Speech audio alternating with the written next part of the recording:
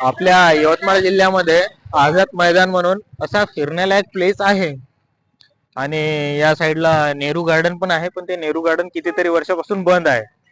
आणि या आझाद मैदानामध्ये बघा काय परिस्थिती आहे रस्त्याची. इथे लोक संध्याकाळी सकाळी फिरायला येतात. तिथला रस्ता बघा आता तुम्ही किती त्रासदायक आहे. रस्ता जवळून बघा तुम्ही आता.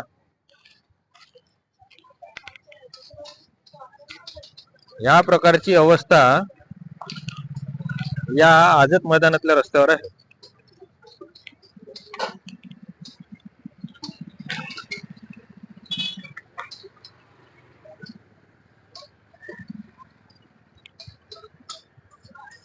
मस्त इकडे चायनीजचे दुकान वगैरे सर्व काही अवेलेबल आहे. समोर चिवड्याचं फेमस दुकान आहे, जे आपण बुढीचा चिवडा म्हणतो त्या टाईपचं फेमस दुकान आहे इथे.